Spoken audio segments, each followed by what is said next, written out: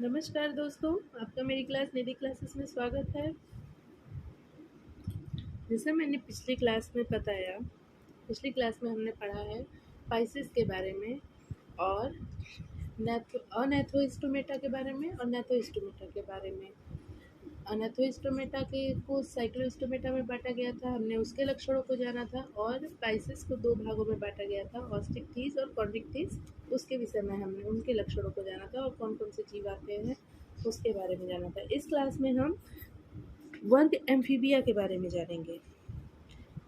वर्ग एम्फीबिया जैसा कि नाम से ही समझ में आता है कि एम्फी यानी कि दो और बिया बायोस, ये ग्रीक वर्ड से लिया गया है। ग्रीक वर्ड है एम्फी और बायोस। एम्फी मतलब दो और बायोस मतलब जीवन। तो नाम से ही समझ में आता है कि एम्फीबिया का मतलब दो ऐसा जीवन जो दो वातावरण में रह सके, यानी कि उभयचर जो होते हैं। उभयचर एम्फीबिया का मतलब क्या होता है? उभयचर।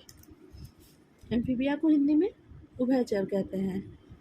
उभयचर यानी कि जो दो तरह के वातावरण में रह सके, जो जमीन पे भी रह सके और पानी में भी रह सके, जल तथा स्थल दोनों में रह सकते हैं, वो क्या कहलाते हैं? एम्फीबिया कहलाते हैं। इनमें ये क्या होते हैं? जल तथा स्थल दोनों के लिए ही अनुकूलित होते हैं। इनका जो शरीर होता है सिर तथा धड़ में बटा होता है। इनका शरीर सिर तथा धड़ में बटा होता है। इनकी जो त्वचा होती है वो नम होती है। त्वचा क्या होती है? नमी युक्त होती है और शल्क रहित होती है। इनमें कुछ में पूंछ उपस्थित होती है और कुछ में नहीं होती है।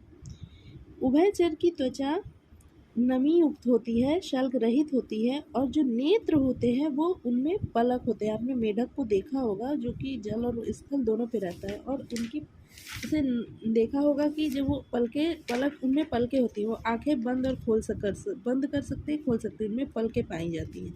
तो नेत्र पलक युक्त होते हैं। बाह्य कर्ण की जगह पर बाह्य कर्ण की जगह पे कर्ण पटल पाया जाता है। छोटे छोटे से कर्ण पटल पाए जाते हैं। इनमें आहार नाल, मूत्राशय तथा जनन पथ एक कोष्ठ में खुलते हैं, जिसे अवस्कर कहते हैं, जो बाहर खुलता है। आहार नाल क्या होता है? एक कोष्ठ में खुलते हैं जिसका नाम क्या होता है? अवस्कर नाम होता है, और जो कहाँ खुलता है? बाहर खुलता है। इनमें श्वसन क्लोम, फुसफुस तथा त्वचा के द्वारा होता है। फुसफुस अंग होते हैं, क्लोम होता है और त्वचा होती है, जिसके द्वारा क्या होता है? श्वसन होता है। हृदय जो होता है इनका 3 प्रकोष्ठ का बना होता है। पाइसेस में हृदय 2 प्रकोष्ठ का होता था, लेकिन इसमें हृदय क्या होता है? 3 प्रकोष्ठ का बना होता है। ये असमतापी प्राणी होते हैं। ये असमतापी प्राणी होते हैं। पाइसेस भी या पिसीस भी असमतापी प्राणी होते थे, और एम्फीबिया भी असमतापी प्राणी होते हैं। यानी कि ये अपने शरीर के वातावरण के अनुसार नियंत्रित नहीं कर सकते हैं। निषेचन इनमें बाह्य होता है, और ये अंडोत्सर्ग करते हैं यानी अंडे देते हैं। और परिवर्धन जो होता है प्रत्यक्ष होता है और लार्वा के द्वारा होता है। इनमें जो परिवर्धन होता है वो प्रत्यक्ष होता है और लार्वा के द्वारा होता है। इनका जो हृदय होता है 3 प्रकोष्ठ का बना होता है। ये 3 प्रकोष्ठ 3 प्रकोष्ठ में 2 आलिंद होते हैं और 1 निलय होता है। और इनमें परिवर्धन जो होता है वो प्रत्यक्ष और लार्वा के द्वारा होता है। इनके प्रमुख उदाहरण हैं ब्यूफो जिसे टोड कहते हैं, राना ट्रिक्रीना जिसे मेढक कहते हैं, हायला जो वृक्ष मेढक होता है, पेड़ पे चढ़ता है, और सैलामेंडर को सैलामेंड्रा भी कहते हैं, और इक्थियोफिस, ये इनमें पैर नहीं होते हैं, बिना पैर वाले ये एम्फीबियंस होते हैं। तो बच्चों, हमने ये एम्फीबिया के बारे में जाना कि एम्फीबिया के क्या क्या लक्षण होते हैं, क्या प्रमुख गुण होते हैं एम्फीबिया में। अब हम वर्ग सरीसृप के बारे में समझेंगे कि वर्ग सरीसृप यानी कि रिप्टिलिया क्या होते हैं। वर्ग सरीसृप को रिप्टिलिया भी कहते हैं और सरीसृप नाम प्राणियों के रेंगने या सरकने के द्वारा चलने के कारण पड़ा हुआ है। लैटिन में एक शब्द होता है रेपरे अथवा रेप्टम, जिसका मतलब होता है सरकना या रेंगना। तो ये सभी जो होते हैं अधिकांशतः स्थलीय प्राणी होते हैं और ये रेंग कर चलते हैं, इसीलिए इन्हें रेप्टिलिया या सरीसृप कहते हैं। इनका शरीर शुष्क सल्क युक्त त्वचा से ढका रहता है और ये त्वचा केराटिन से बनी हुई होती है। केराटिन द्वारा निर्मित बाह्य त्वचीय शल्क पाए जाते हैं। इनमें बाह्य कर्ण छिद्र अनुपस्थित होते हैं, यानी कि इनमें बाह्य कर्ण नहीं पाए जाते हैं। इसीलिए आपने सुना होगा कि सांप बहरे होते हैं, सुन नहीं सकते हैं। क्यों? क्योंकि उनमें बाह्य कर्ण छिद्र नहीं पाए जाते हैं। कर्ण पटल बाह्य कान का प्रतिनिधित्व करता है। कर्ण पे छोटे छोटे से स्पॉट होते हैं, वही बाह्य कान के जैसा होता है। इनमें 2 जोड़ी पाद उपस्थित हो सकते हैं। इनमें हृदय, ये सभी में जरूरी नहीं है, कुछ में 2 जोड़ी पाद उपस्थित होते हैं, कुछ में नहीं होते हैं।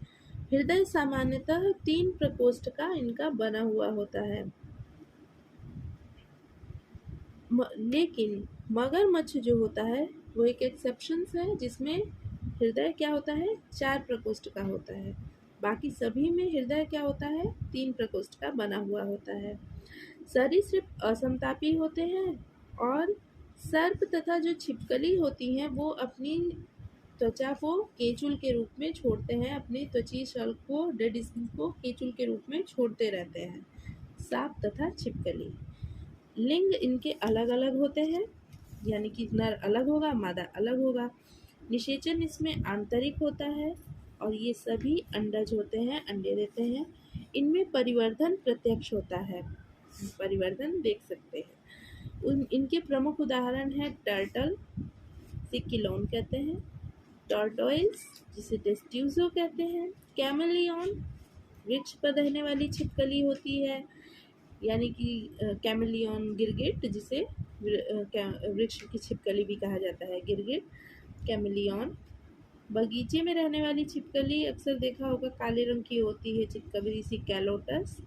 एलिगेटर यानी कि घड़ियाल, मगरमच्छ और एलिगेटर, घड़ियाल, क्रोकोडाइल, मगरमच्छ, हेमिडेक्टल्स घर में पाई जाने वाली छिपकली, जहरीले सांप, नाजा वगैरह, वाइपर, ये सब किस में आते हैं? वर्ग सरीसृप में आते हैं। तो फ्रेंड्स, इस क्लास में हमने क्लास एम्फीबिया उभयचरों के बारे में और क्लास रेप्टिलिया यानी सरीसृप के बारे में जाना कि इनके प्रमुख लक्षण क्या होते हैं और इनमें कौन कौन से प्रमुख जीव आते हैं। आई होप आपको मेरा ये वीडियो पसंद आया होगा और सो प्लीज़ इसे लाइक, सब्सक्राइब और शेयर ज़रूर करें। और आगे की हम क्लासेस में हम वर्ग एवीज और वर्ग मेमेलिया के बारे में जानेंगे कि ये इनमें कौन से जीव आते हैं और इनके प्रमुख लक्षण क्या होते हैं। तब हमारा ये चैप्टर कंप्लीट हो जाएगा और हम उसके बाद नेक्स्ट चैप्टर पे आगे बढ़ेंगे। तो आगे की वर्ग एवीज और मेमेलिया के बारे में जानने के लिए मेरे नेक्स्ट वीडियो को ज़रूर देखें। Thanks for watching.